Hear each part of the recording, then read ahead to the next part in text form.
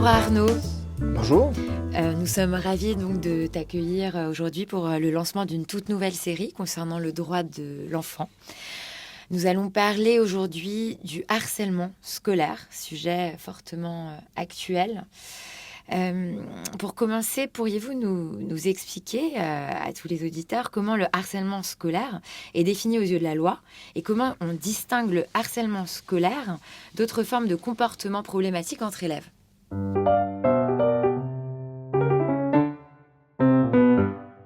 Merci de m'accueillir dans vos locaux. C'est très sympathique. Effectivement, on va parler d'un sujet qui est au cœur de l'actualité gouvernementale et législative.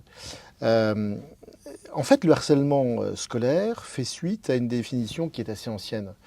La loi a introduit en 2002 cette notion de harcèlement moral dans les relations de travail.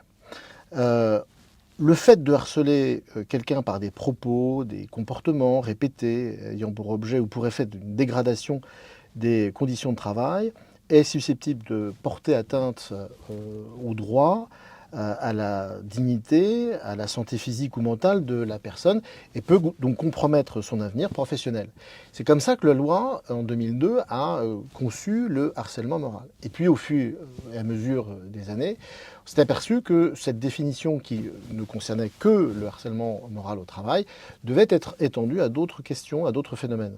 Il y a eu le harcèlement dans le domaine familial, entre conjoints, parce que c'est aussi quelque chose d'extrêmement prégnant, qu'il y ait une relation maritale ou que l'on soit pacsé, ou même tout simplement que l'on soit en concubinage, en communauté de vie.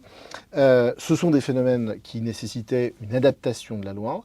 Et c'est comme ça que le 2 mars 2022, on a encore plus précisé ce que recouvre la notion de harcèlement scolaire, puisque ça peut concerner évidemment des élèves, mais également des étudiants qui sont confrontés à des phénomènes de harcèlement, c'est-à-dire, une fois encore, des propos, des comportements répétés qui ont pour objet ou pour effet une dégradation des conditions de vie dans le milieu scolaire, mais également en dehors du milieu scolaire, puisque le harcèlement scolaire, que parfois certains appellent le harcèlement milieu scolaire, concerne des phénomènes qui se font pas simplement dans la cour de récré, pas simplement en classe, mais à l'extérieur de la classe, voire chez soi, quand on parle de cyberharcèlement scolaire.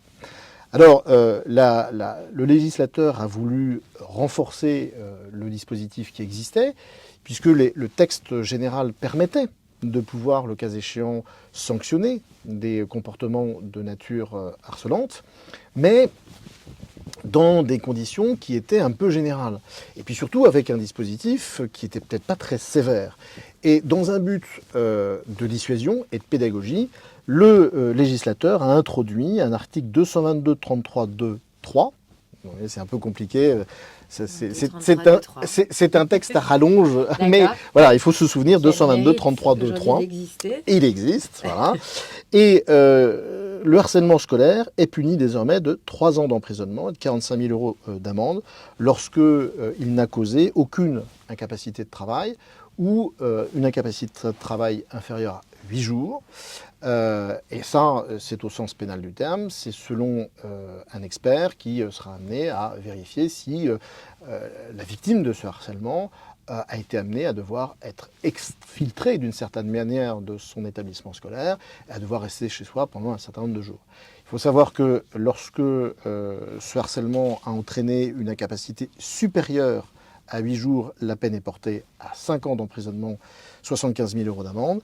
Et lorsque, malheureusement, cela conduit à une tentative de suicide, voire même à un suicide, la peine est portée à 10 ans d'emprisonnement et 150 000 euros d'amende. Ce qui veut bien dire que c'est un phénomène que le législateur a voulu prendre à bras le corps et en incriminant de manière beaucoup plus sévère que cela n'était autrefois.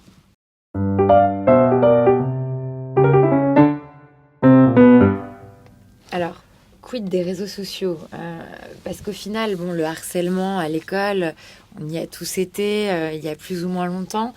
À l'école, on est souvent embêté, on est souvent victime comment dire, de blagues un peu douteuses. Il se passe toujours des choses à l'école, ça a toujours été le cas. Il y a la chanson d'Alain Souchon qui en parle aussi. On se fait frapper à l'école, il y a toujours eu des bagarres, il y a toujours eu tout un tas de choses.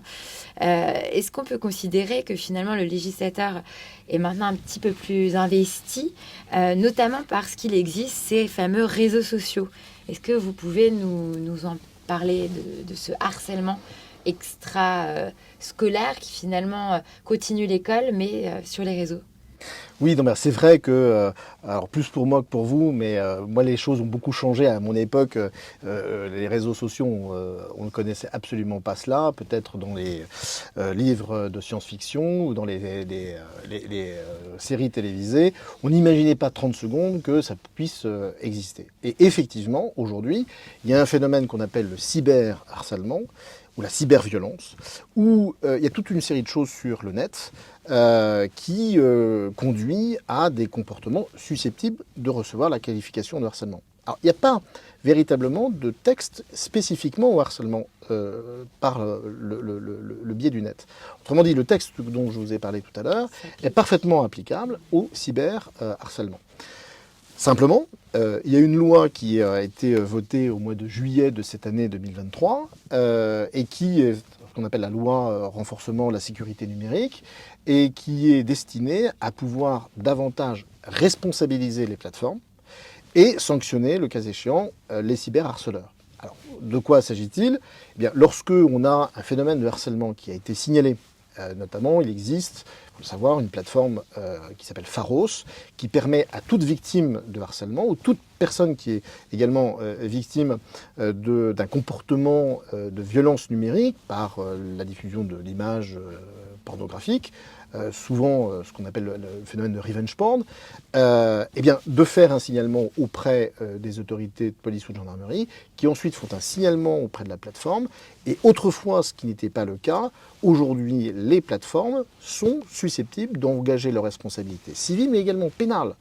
Donc, c'est en responsabilisant ces plateformes qu'on pourra obtenir peut-être que certaines plateformes arrêtent certaines diffusions. Et donc, la nouveauté également dans la loi de juillet 2023, c'est de permettre à ce que les auteurs de cyberharcèlement soient déchus de leur droit d'utiliser ces plateformes. C'est-à-dire qu'on leur interdit purement et simplement de les utiliser. Alors, c'est pas toujours simple. Parce que on sait très bien. Une multitude de comptes. Ouais, exactement. Vous avez raison. Il suffit simplement d'ouvrir un compte sur une autre plateforme ou avec un autre identifiant, utiliser les identifiants de son grand frère, de sa petite sœur, de son papa ou de sa maman, pour continuer, ou de payer quelqu'un, d'aller dans un cybercafé ou que sais-je, et de continuer ces errements. Et donc la difficulté, ça va être véritablement de savoir comment cette loi va pouvoir s'appliquer. Mais revenons-en à la question du harcèlement scolaire, parce que c'est un phénomène qui est, à cause des réseaux sociaux, on y revient, c'est considérablement accru.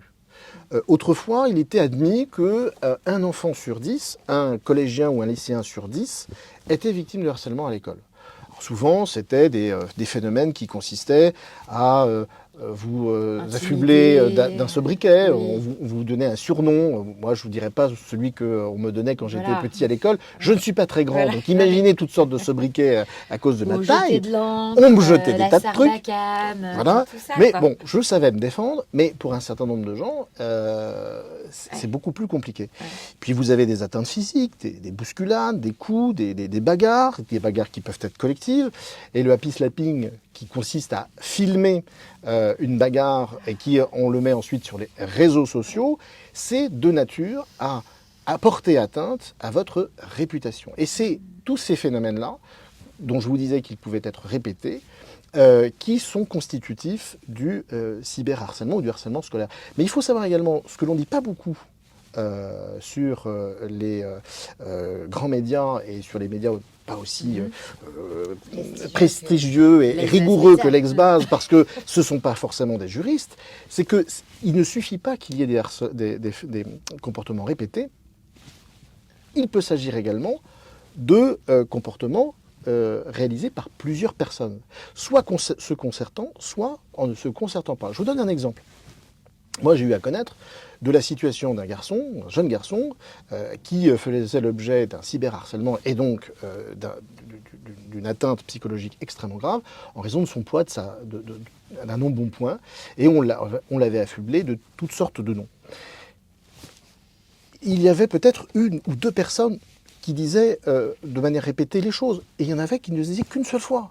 Mais c'est parce qu'ils se sont tous amenés à faire des commentaires sur les réseaux, voire à liker des commentaires qui sont détestables, qu'à ce moment-là, l'enfant s'est considéré comme harcelé.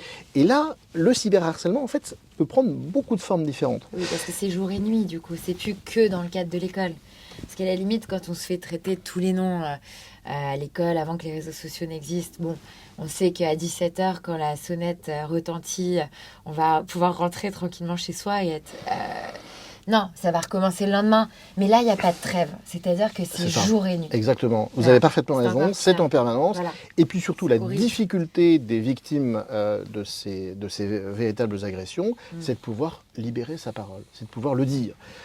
C'est assez honteux parfois de dire à son père ou sa mère, à son grand frère ou à son entourage familial qu'on est victime de cela. On a quand même un certain amour-propre et on essaye de le vivre intérieurement ou tout simplement, c'est quelque chose que l'on ne perçoit pas. Et ce sont des petits phénomènes avec des symptômes que l'on peut définir par j'ai la peur au ventre quand je retourne à l'école le lendemain, je ne vais pas à l'école pour un motif qui n'est pas exact, je me fais passer pour malade, j'ai des résultats scolaires qui sont absolument catastrophiques, j'ai de l'absentéisme, je fais l'école buissonnière. Toute une série de situations qui sont des symptômes potentiels d'un harcèlement. Et donc un échec scolaire. Et donc on va tout droit vers un échec scolaire. Lorsque vous avez des enfants qui redoublent, il faut toujours se poser la question de savoir pourquoi il y a un redoublement. Alors, est-ce que c'est parce que mon enfant n'a pas travaillé tout simplement et a préféré regarder c'est moins grave. La télévision ou une voilà, plateforme, ou de lire les articles de l'ex-base. Voilà. Alors, on lui dira, c'est très bien. Assidûment, mais c'est très bien. Un vrai juriste en herbe. Il n'y aurait pas d'échec. Voilà. Et là, il n'y aurait pas d'échec scolaire, évidemment. À la fac, mais il faudra quand même qu'il passe son bac, donc il faudra qu'il y passe. Exactement. Mais ça peut en fait signer un phénomène de harcèlement. Oui, et donc, ce qu'il faut arriver à faire, c'est à la fois du côté de l'enseignement, les professeurs, les CPE, l'encadrement scolaire, mais également les parents, de détecter ces phénomènes-là. Oui, on l'abordera dans le rôle que doivent effectivement jouer les parents, les éducateurs et comment gérer aussi l'annonce d'un harcèlement. On verra ça après.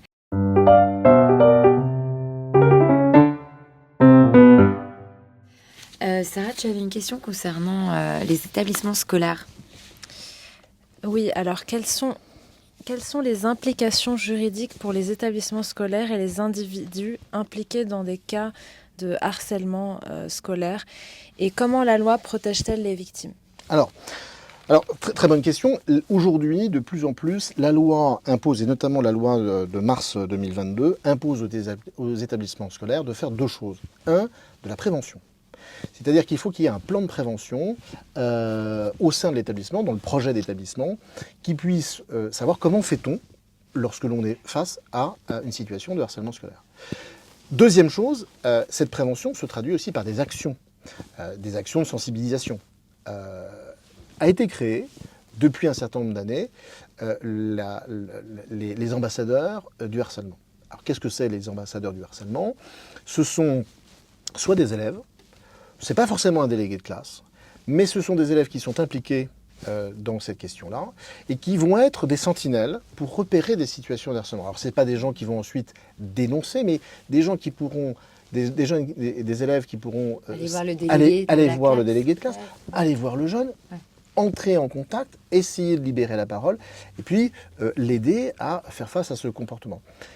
Ces ambassadeurs du harcèlement peuvent être également des cadres de l'enseignant, des associations, des assos. J'ai vu récemment une asso justement de motards, je ne sais pas si vous en avez entendu parler. Oui. Et ils font le tour comme ça de tous les établissements scolaires et c'était eux-mêmes d'anciens élèves harcelés et ils viennent sauver avec leur moto, ils ont des grosses motos et tout, ils prennent le gamin C'est génial, derrière ça. Ouais. et ils leur redonnent complètement confiance, ils les accompagnent. Et effectivement, dans cet assaut, les gamins pouvaient retourner à l'école et se sentaient beaucoup plus forts que les autres et finalement complètement sauvés par leur sorte de parrain, en fait. Et c'était très beau. C'était très, très beau. C'est une très belle initiative. Ouais. Il y en a plein Très, d'autres. très belle. Je pense également à une plateforme qui s'est ouverte récemment, qui permet qui s'appelle Serious Game Harcèlement, et qui en fait consiste à permettre d'avoir des jeux de rôle. Et donc, en fait, le jeune devient un espèce de enquêteur privé et doit essayer de trouver qui est à l'origine d'un harcèlement dont le sujet est concerné. Et donc, il y a une enquête, c'est un peu à la Sherlock Holmes, où sur cette plateforme, vous passez de salle en salle, vous avez des témoins, et vous allez... et c'est en faisant cela qu'on va les sensibiliser à la chose, parce que il y a un phénomène aussi qu'il faut avoir à l'esprit, c'est qu'il y a beaucoup de jeunes qui se disent « je ne suis pas concerné ». Je suis ni harceleur parce que j'ai été bien élevé, et puis je ne suis pas harcelé parce que j'ai les possibilités de me défendre lorsque quelqu'un me fait un croche-patte, je lui donne un coup de poing. Non, il ne faut pas faire ça. Hein. Ce que je dis n'est pas exact. Hein, l'excuse de provocation existe. Mais ils ont les ressorts et ils peuvent se dire aussi, moi finalement le harcèlement ça ne me concerne pas. Bon. Et c'est en étant dans l'empathie, on en parle beaucoup de l'empathie, hein, c'est d'ailleurs un projet du gouvernement de reproduire la méthode danoise qui consiste dès le plus jeune âge, à organiser des séances d'empathie. Est-ce que c'est bien, est-ce que c'est pas bien? Si ça peut aider à changer les esprits et que finalement, vous savez, quand on est dans une classe, c'est pas donné à tout le monde d'être ami avec tout le monde. Bon, sa personnalité, chacun sa personnalité. Sa classe puis vous rentrez dans une classe, puis vous n'aimez pas Pierre-Paul classe. Jacques, celui-ci vous l'aimez pas, celle-là vous ne l'aimez pas. Oui. Et donc pourquoi être ami avec eux? Et à la limite, c'est comme ça, sur ces petits phénomènes-là. C'est comme ça dans la vie. Ouais. Et puis ceux qui ont une différence. Parce que ce garçon est un peu efféminé, que cette jeune fille s'habille bizarrement, que elle écoute des musiques étranges, elle est d'une certaine origine. Voilà. Donc c'est comme ça, c'est par la différence que se crée ce phénomène de défiance et de harcèlement. Puis il y a autre chose également, c'est les actions qu'on peut faire grâce aux barreaux. Nous, dans des barreaux, on a organisé la journée collège, le 4 octobre dernier, on a fait justement un focus sur le harcèlement et la discrimination. Et c'est en entrant dans les collèges que, par exemple, avec un avocat, eh bien, on peut se dire, tiens, je suis victime de cela parce que je n'imaginais pas que j'étais victime de harcèlement. Moi, j'ai un souvenir à l'occasion de ma participation au festival de films judiciaires. Là encore, c'est encore quelque chose de hyper sympathique où on va diffuser un film connu, plus ou moins, puis ensuite sur un sujet, puis ensuite on va parler de ce sujet à l'école. Et je me souviens qu'à l'issue de mon intervention lors de ce petit mini-colloque, cette petite conférence, une jeune fille était venue me voir en me disant « Voilà, moi je suis concernée par ça, qu'est-ce que je fais ?» Oui, c'est ces petits phénomènes-là, c'est en faisant rencontrer ces deux mondes que on peut sensibiliser les choses. Et c'est la raison pour laquelle, moi, ce que je souhaiterais, c'est que la loi aille encore plus loin et permette ce qui existe déjà dans un certain nombre de barreaux, c'est-à-dire des partenariats avec le rectorat, barreau. Les avocats sont présents comme les infirmières scolaires, à l'école. Et on est juste là. On n'a pas forcément envie de le dire à ses parents. Exactement. Pour plein de raisons différentes. On n'a pas envie de les décevoir, on n'a pas envie... Absolument. Puis on peut aussi être un harceleur et avoir besoin d'en parler. Ouais. Parce que si on est harceleur, c'est qu'on a aussi une sorte de... Pas un problème, mais en tout cas un mal-être et un malaise qui fait qu'on est devenu harceleur. Donc c'est... Alors voilà. C'est très juste parce qu'il faut penser que le harcèlement scolaire, il faut se positionner, nous quand on est avocat on se positionne toujours du côté de la victime et également du côté de l'auteur, il faut toujours se poser la question quand on est parent, mais si j'ai un fils ou une fille qui est harceleur, qu'est-ce que je fais? Qu'est-ce que je fais? Et je vais vous donner un exemple, très récemment, j'ai assisté une jeune fille qui a été victime véritablement d'un lynchage sur le cyber, et qui est devenue harceleuse. Ah, voilà. Et alors je lui demande, mais pourquoi? Et bien parce qu'il fallait devenir celle qui était au-dessus des autres, celle qui prenait le lead. prenait le lead. Ouais, c'est ça. Et donc, en prenant le lead, elle cessait d'être harcelée. Elle était intouchable. Et en fait, c'est une application Ouais. que j'ai découverte, Oui, qui est une application référence. mais totalement grand public d'échanges, en fait, par le biais de vocaux. C'est uniquement des échanges, pas d'images, c'est pas Snap, Ouais, etc. ouais. Et on s'envoie des vocaux. Et ça a été détourné par les utilisateurs en disant, avec une grille, il y a ceux qui sont les leaders, et puis il y a les autres qui sont les suiveurs et qui sont susceptibles d'être harcelés. Et ce qui était extraordinaire, c'est que tout son profil avait été retrouvé, parce qu'aujourd'hui on trouve tout sur Google, Oui. on trouve tout sur les réseaux sociaux, d'où la nécessité aussi de sensibiliser les plus jeunes sur qu'est-ce qu'on peut publier, qu'est-ce qu'on ne peut pas publier, attention les conditions générales d'utilisation des sites internet. Quand on poste une photo, elle peut être dupliquée, modifiée de telle autre façon. On peut prendre votre visage puis le mettre sur le corps de quelqu'un d'autre. C'est ça qui est absolument terrible. Monétiser, exactement. Et ce faisant, elle avait été ainsi totalement, sans le savoir, parce que c'était dans une chambre particulière de ce réseau, victime de la moquerie, des railleries d'un certain nombre de personnages. Et pour pouvoir reprendre le lead, elle a été obligée de devenir harceleuse. C'est incroyable. Voilà, c'est ça. Non mais voilà, c'est que si on ne fait rien, Ouais. on va créer de plus en plus de harceleurs. C'est ça. Finalement.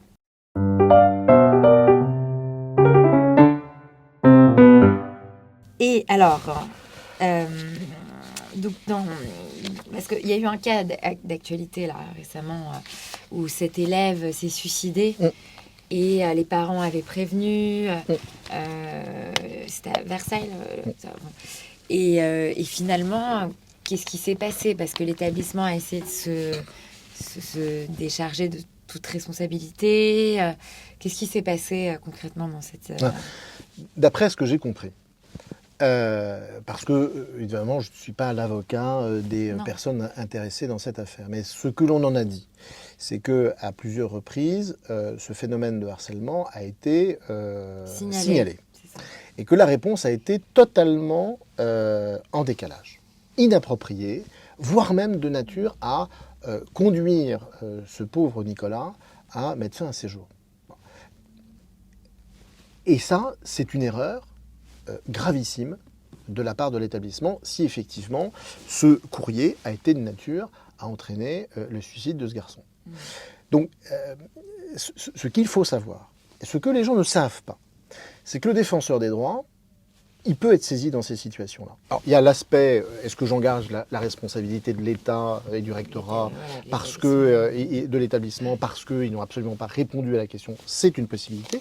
Mais vous avez également la possibilité de saisir le défenseur des droits. Et je vous donne un exemple. Dans une décision qui a été rendue le 12 juillet...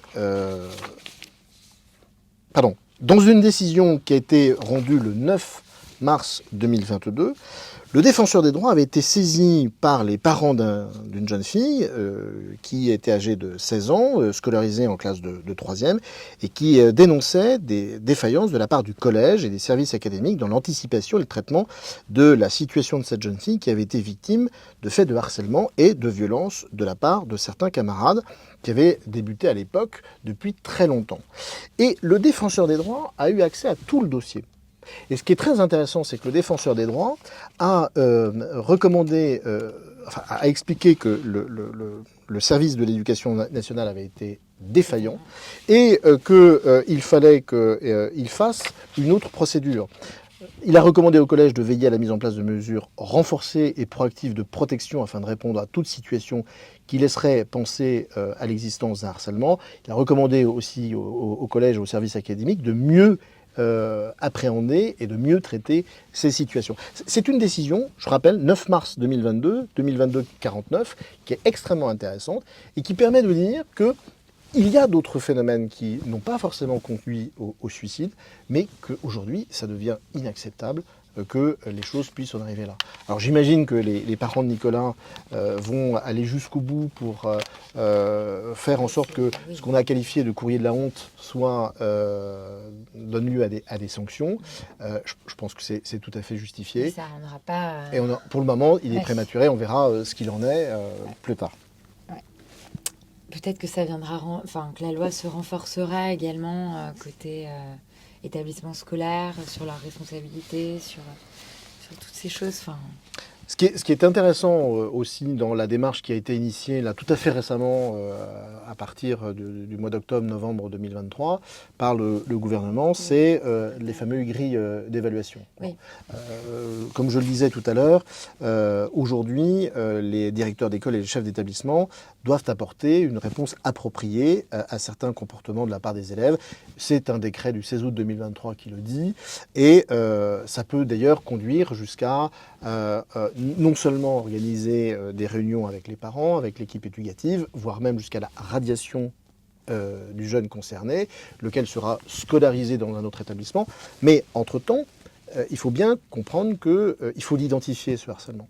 Donc la démarche du gouvernement a été assez intéressante et elle a consisté à la passation d'une grille d'évaluation. Vous avez vu que du 9 au 15 novembre dernier, le gouvernement a souhaité que dans tous les établissements, que ce soit les écoles, les collèges ou les lycées, les élèves qui le voulaient remplissent une grille d'évaluation. Une grille d'évaluation sur plusieurs thèmes, c'est-à-dire qu'est-ce que l'on peut penser de l'école avant d'y aller. Exemple, as-tu peur d'aller à l'école à cause d'un ou de plusieurs élèves? As-tu peur sur le trajet de l'école à cause d'un ou plusieurs élèves? Quand on est à l'école, as-tu peur d'aller en récréation? Est-ce que tu déjeunes tout seul à la cantine? Des questions comme ça. Ou encore sur Internet, ou encore comment te sens-tu? As-tu mal à faire tes devoirs? As-tu mal au ventre ou à la tête à cause de ce que tu vis à l'école? Et ça, quel est l'objectif? C'est juste de voir pour chacun des enseignants si dans la classe, il y a un ou plusieurs élèves qui est concerné. Quand on entend qu'il y a une étude faite par l'IFOP sur la demande d'une association de défense des victimes du harcèlement qui révèle qu'un enfant sur 5, souvent on disait un enfant sur 10, un enfant sur 5 est victime de harcèlement scolaire, eh bien, ça permettra à l'enseignant de savoir si dans sa classe, et ensuite de réagir, parce qu'il va falloir... La question, et là, pour le moment, on n'a pas véritablement les pistes de réflexion, c'est qu'est-ce qu'on va en faire de ce retour de questionnaire? Quelle va être la restitution de ce questionnaire? Qui n'est pas anonyme. Qui est anonyme? Qui est totalement anonyme. Donc il saura dans sa classe qu'il y a tel et tel problème, mais il ne saura pas qui fait quoi. Oui, il le saura, ou parce qui que subit comme c'est... Il l'observera. Non mais oui, mais comme c'est écrit à la main... Ah oui. Si on reconnaît l'écriture... du petit Samuel ou de la petite Aurélie, on va immédiatement... Dans ce cas, c'est pas anonyme. Est-ce qu'il ne faudrait pas anonymiser en fournissant des tablettes pour répondre à ce questionnaire? Tout à fait, mais absolument, parce que... Ils ne parleront pas sinon. Si le questionnaire il est rempli à la main, il n'est pas tout à fait conforme au RGPD. Exactement. Donc je pense qu'il aurait fallu peut-être lui assurer une totale anonymisation, et puis surtout, après, c'est qu'est-ce que l'on en fait? Alors, ok, on sait que dans la classe, il y a 2-3 élèves. Normalement, une classe de 30, ça veut dire qu'il y aurait au moins 5-6 élèves qui sont concernés par le harcèlement, ce qui est énorme. Alors, même s'il n'y en a que un, il faut l'identifier. D'où l'intérêt de s'appuyer sur les ambassadeurs, dont je parlais tout à l'heure. D'où l'intérêt, les jeux de rôle, d'où l'intérêt également de renforcer le programme phare, qui est un programme qui a été créé il y a à peu près 4 ans dans les établissements, qui n'a pas été déployé. D'ailleurs, le défenseur des droits, j'y reviens, avait indiqué qu'il n'était pas suffisamment déployé dans les établissements. On était à peu près à 80% dans les écoles, 60% dans les lycées, bon, ce qui est un bon chiffre, mais ce n'est pas la totalité des lycées. Et le gouvernement souhaite que 100% des lycées, à partir de 2023, utilisent le programme phare. Programme d'identification et programme également de réponse appropriée, mesurée en fonction du phénomène de harcèlement. Parce que vous avez des phénomènes de harcèlement qui sont petits et qui doivent donner lieu à une réponse rapide. Et typiquement, à l'école, dans la classe, vous avez un jeune qui, tout d'un coup, insulte un autre. C'est peut-être une première insulte. Et là, dans le programme phare, c'est de dire, ah, attends, qu'est-ce qui s'est passé là? Hop. Oui, c'est ça. Qu'est-ce que tu as fait? La On bombe, désamorce quoi. Ouais. pour ne pas que cette insulte, elle parte, Ouais. etc. Puis que les autres, On s'en mêle. je vous présente Julien, un nouveau garçon qui vient à l'école. Faites-lui le meilleur accueil. Puis Julien, il n'est absolument pas accueilli correctement. Il arrive en milieu de la vie scolaire. Il n'est pas dans le mood, il n'est pas dans l'équipe. Et c'est lui qui probablement va être un peu le bouc émissaire des petits camarades. Et parfois, ce sont les professeurs qui peuvent être harceleurs. Absolument. Voilà. Merci de le rappeler parce que le texte... Le ventre, ça peut Ouais. très bien... bon. Absolument. Merci de le rappeler parce que le texte de l'article 222, 33, 2, 3 dit bien que le harcèlement peut venir également d'une personne qui exerce professionnellement au sein de l'établissement. Ça veut dire que ça peut être un surveillant. Un surveillant qui se comporte très mal, qui a des propos sexistes, Voilà. qui Humiliant. a des propos humiliants sur la tenue vestimentaire, sur la manière dont on s'exprime. Se déplace. Oui. Voilà. Tout, quoi. Et ça peut aussi Bah, ça participer peut, hein. à un harcèlement.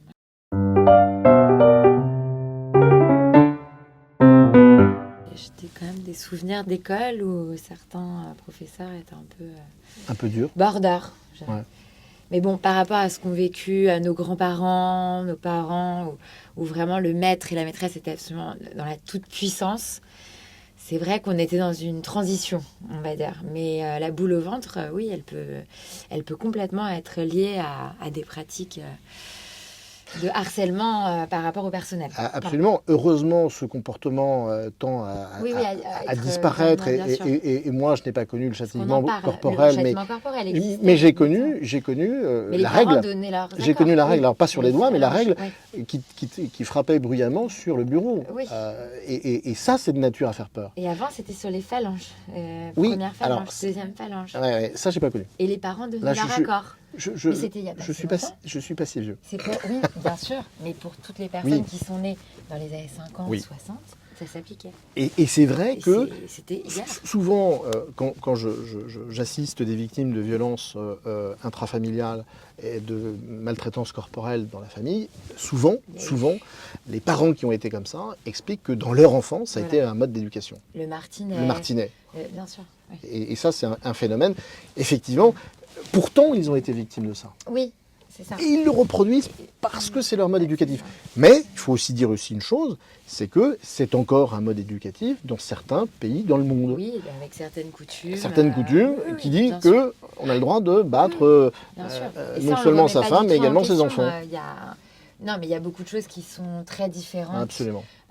Dans les pays qui nous entourent. Mais en tout cas, en Europe, si on se concentre sur une culture vraiment européenne, il faut tous se mettre d'accord aussi. Oui, mais il y a une tendance à ce que parfois, on vient de dire, c'est un mode éducatif finalement qui permet de remettre un peu de peps, de rigueur, de quelque chose de strict. Une éducation un peu stricte. C'est pas possible. Perso, c'est pas possible. Moi, quand j'étais à l'école primaire, il y avait une fille comme ça qui subissait des violences de la part de ses parents. Et c'était alors là des coups de ceinture. Et je m'en étais mêlée. Et je lui avais dit que j'avais contacté une asso. J'étais très jeune, j'avais 9 ans. Bon. Et elle m'avait beaucoup disputé. Elle m'en avait énormément voulu. D'avoir parlé. Parce que c'était irrespectueux envers ses parents. C'était de cette manière dont il devait l'éduquer. Et je n'avais pas à remettre ces choses-là en question. Et à partir de ce moment-là, j'ai arrêté toutes les démarches. Et voilà, je pense que dans la sphère privée, c'est un tout autre sujet encore. Mais c'est effectivement une réponse que l'on entend parfois. Oui. Et c'est aussi la raison pour laquelle, dans ces situations-là, on a besoin de l'intervention d'un tiers, et ce qu'on appelle un administrateur ad hoc, ce qui permet lorsque des parents disent « moi, c'est mon mode éducatif », et l'un des deux n'y trouve rien à redire quand l'autre a commis les faits. Eh bien, pour expliquer que ce n'est pas le mode éducatif que nous souhaitons dans notre société en France, on est obligé de faire intervenir un tiers qui va assurer la protection des intérêts de l'enfant. On appelle ça un administrateur ad hoc, qui est désigné par le procureur de la République. Et je rappelle aussi que les établissements scolaires, les professeurs, les infirmières scolaires, les médecins scolaires, et toute personne qui a cette information se doit de, article 40 du Code de procédure pénale, faire un signalement auprès du procureur de la République lorsqu'il est confronté à des violences, lorsqu'il est confronté à du harcèlement, et qu'il ne se passe rien. Et là, le procureur de la République va ouvrir une enquête qui va être confiée à des gendarmes ou à la police, et on va essayer de savoir ce qui s'est réellement passé et aller au-devant de la difficulté pour qu'il y soit mis un terme, parce qu'il en va de la sécurité, du développement de la santé morale, mentale de la victime, à son corps défendant parfois, parce qu'une fois encore, on n'ose pas parler. Et donc le but de tout cela, c'est de libérer la parole, et ce questionnaire, une fois encore, il a une vocation à cela, mais vraiment, moi ce que je dis, c'est que c'est très bien de libérer la parole, mais que derrière, il faut qu'il y ait quelque chose. Parce qu'il n'y aurait rien de pire que quelqu'un qui a eu l'occasion de s'exprimer, le courage de s'exprimer, et il ne se passe rien. Parce que ça voudra dire, ok, ma parole a été entendue, mais je n'ai pas été considéré. C'est encore pire. Et c'est encore pire. Ah, tout à fait d'accord. Ouais. C'est encore pire. Et alors, quel conseil vous donneriez aux parents, aux éducateurs et aussi aux enfants, puisqu'on fait, si ces enfants-là ont Spotify, vont nous écouter, pour parler, pour gérer le harcèlement. Le premier conseil, est-ce que ce serait d'aller voir un avocat comme vous pour en parler? Est-ce que ce serait aussi d'aller voir un psychologue? Est-ce que ce serait... Quelle serait la meilleure chose? Est-ce que ce serait aux parents d'aller voir les harceleurs pour leur dire maintenant vous arrêtez? Parce qu'on entend souvent les parents sur ce terrain dire ah bah c'est bon, moi je vais y aller, ces petits merdeux, je vais aller les calmer moi-même. Souvent ça fait encore plus de dégâts. Absolument, faut pas. Donc qu'est-ce que vous conseilleriez, vous, de par votre expérience, pour donner le meilleur conseil possible aux parents et aux enfants? La première des choses, c'est observer ses enfants. Essayer de détecter les comportements inhabituels dans le mal-être peut-être de son enfant. Donc c'est le dialogue d'abord. Tous les parents qui ne peuvent pas avoir de dialogue avec leurs enfants, ils passent à côté de plein de choses. Donc ce dialogue-là, c'est un travail de longue haleine, c'est dès le début, c'est dès la petite enfance. Si ça n'a pas été fait, ça va être compliqué de le faire. Mais malgré tout, parce que mais il y a quand même des solutions. Mais il y a des solutions. Alors, il faut être ensuite... Mais si le dialogue n'arrive pas à être fait, alors, en fait, dans ce cas-là... je réponds à cela, parce qu'effectivement, s'il y a une impossibilité d'entrer en communication... Un blocage. Ça arrive, effectivement, et souvent au moment de l'adolescence, en particulier, on est fermé comme une huître, et on ne veut absolument rien dire, et voire même ça crée de la dispute, parce que, mais explique-moi, pourquoi tu ne parles pas, etc. Et les claquements de porte, pour ne pas dire des fugues. Voilà. Bon. Parfois, il faut faire intervenir un tiers. Alors, ça peut être une grand-mère, ça peut être quelqu'un, un professionnel, ça peut être un psychologue, ça peut être un orthophoniste, ça peut être aussi effectivement un avocat. Et nous, dans les barreaux, on tient des permanences gratuites où toutes les personnes qui peuvent être intéressées peuvent consulter. Et on peut venir accompagnant un mineur. Et vous pouvez venir, vous, à domicile ou absolument pas? Pourquoi pas, rien ne l'interdit. Il faut simplement que ce soit dans le respect de la confidentialité des échanges, etc. On a plein de numéros d'appel. Je rappelle le 3018 ou le 3020 qui sont deux numéros du gouvernement qui permettent d'avoir aussi une écoute. L'enfant ou le parent appelle sur le 3020 ou sur le 3018 pour du harcèlement ou pour du cyberharcèlement. Donc 3018 c'est plus pour le cyberharcèlement. Et derrière vous avez des professionnels qui peuvent ensuite vous orienter en fonction de ce qui aura été dit. Mais effectivement ça peut être une aide extérieure grâce tout simplement à des consultations qu'on peut avoir auprès, le cas échéant, d'un avocat. Il y a un certain nombre de mes confrères qui reçoivent dans leur cabinet des jeunes adolescents qui poussent tout simplement à la porte du cabinet. Parce qu'ils sont identifiés, ils sont spécialistes du droit de l'enfant. Je rappelle que depuis un arrêté de 2021, c'est une spécialité qui a été reconnue et je fais la promotion de cette spécialité parce que c'est vraiment un droit spécifique, le droit de l'enfant. Il faut avoir une approche juridique, bien sûr, mais une approche aussi psychologique, savoir entrer en contact et en dialogue avec le mineur.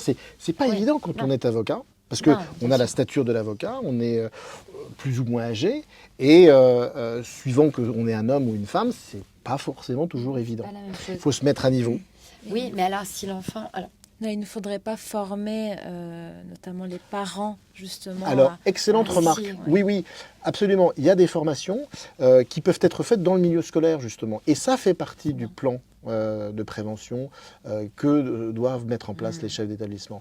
C'est-à-dire donner la possibilité de non seulement sensibiliser, mais aussi des pistes d'orientation vers des associations qui font des formations et permettre à des parents qui sont hésitants de se former à cela. Tout le monde n'a pas lu les livres de Régine Pernoud, de Françoise Dolto, sur la manière dont on élève son enfant. Mais c'est pas trop tard. Et on peut le faire en allant pousser la porte. Mais pour cela, juste il faut aller à l'école. C'est-à-dire s'intéresser à son enfant. Et puis s'extraire de sa vie quotidienne, qui est une vie trépidante, liée à une activité professionnelle ou pas d'ailleurs, qui peut être source de stress, etc. Et puis il y a toujours les CMP, centres médicaux psychologiques du département. On pousse la porte c'est gratuit. On pousse la porte d'une PMI. On va rencontrer des professionnels qui ne seront pas forcément, et qui ne seront pas du tout même dans le jugement, qui seront plus dans l'accueil et le soutien. Et les départements, ça fait partie aussi, l'aide sociale à l'enfance, ça fait partie aussi de sa mission d'accompagner les parents qui n'en peuvent plus parce qu'ils n'ont plus de solution. Donc on va pousser la porte d'une PMI, d'un CMP, pour expliquer, voilà, j'ai un enfant qui est dans cette situation, retard scolaire, il ne travaille pas, et en plus de ça, j'ai l'impression qu'il se passe quelque chose. Qu'est-ce que je fais? Et grâce à des psychologues, grâce à des orthophonistes, des éducateurs spécialisés, et on peut trouver la solution.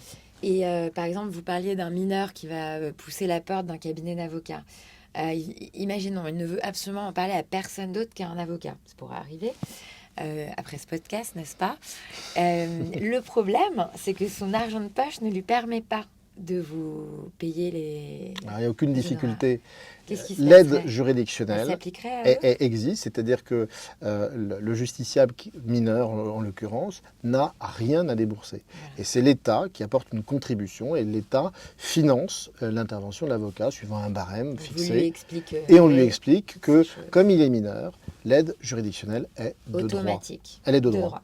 Il est mineur, il a le droit à cette aide. Voilà. Et aucune difficulté là-dessus. Bon, donc ils peuvent être tous rassurés et vous consulter. Absolument. Voilà. Et une fois encore, bon nombre de mes confrères font des consultations gratuites dans leur cabinet et tous les barreaux, vraiment, mais tous les barreaux, les 164 barreaux de France, que ce soit à Paris, à Marseille, à Brest, à Strasbourg, à Rouen, d'où je viens, et dans des barreaux de plus petite taille, Bergerac, Sarlat par exemple, vous avez des consultations gratuites à la maison de l'avocat, dans les mairies, dans les maisons de justice et du droit. Et là, vous rencontrez des professionnels gratuitement. Prenez un rendez-vous et parfois, vous n'avez pas besoin de prendre de rendez-vous. Exemple à Rouen, tous les jours, de 8h30 à 13h, alors 8h30, il faut se lever de bonne heure parce qu'il y a souvent énormément de monde. Il y a beaucoup de succès. Et tous les jours, vous avez la possibilité de rencontrer un avocat. Et on tient des permanences. Ok, très bien. Ben, merci beaucoup. C'était un plaisir. Vraiment. On pourrait en parler encore pendant des heures. Bien sûr. Mais d'autres podcasts sont à venir sur le droit de l'enfant. Alors je reviens. Exactement. Nous vous attendons avec hâte. Super. Merci beaucoup. Merci à vous.